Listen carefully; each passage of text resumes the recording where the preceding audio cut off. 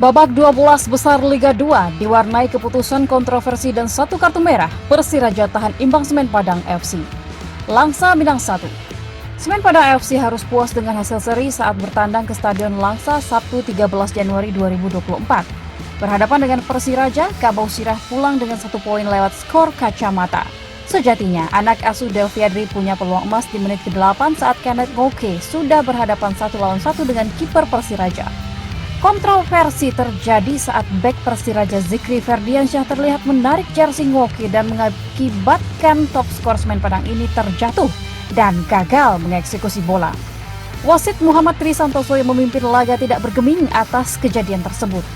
Selepas itu, tuan rumah terlihat lebih menguasai jalannya babak pertama. Peluang gol Laskar Rencong terjadi 3 menit jelang bubaran. Winger Persiraja Arif Setiawan menyisir sisi kanan pertahanan Kabau Sirah dan mampu melewati Agus Nova. Beruntung, sepakannya masih melebar di sisi kanan gawang M. Iqbal Bakhtiar. Begitu juga dengan peluang free kick Rida Umami di menit 45, mampu ditepis dengan baik oleh penjaga gawang SPFC M. Iqbal Bakhtiar.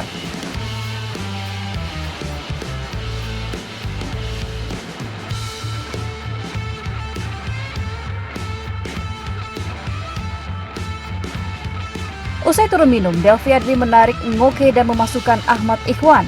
Laga kali ini berlangsung cukup keras dengan seringnya terjadi benturan antar pemain.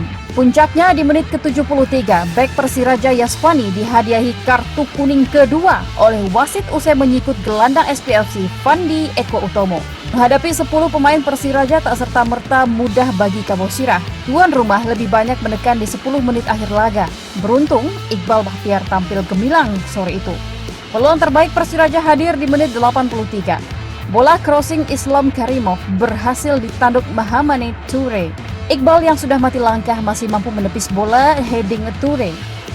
Gawang SPFC selamat dari kebobolan. Skor 0-0 bertahan hingga akhir laga. Hasil seri ini membuat posisi Semen Padang dan Persiraja tidak berubah di tabel klasemen grup X babak 12 besar. Kabau Sirah berada di posisi kedua dengan 2 poin, menyusul Persiraja di posisi 3 dengan poin sama. Pemimpin klasemen masih dipegang PSIM yang pada laga sebelumnya menang 2-1 atas PSMS Medan. Dengan demikian, juru kunci dihuni oleh PSMS dengan 1 poin hasil dari 1 seri dan 1 kalah.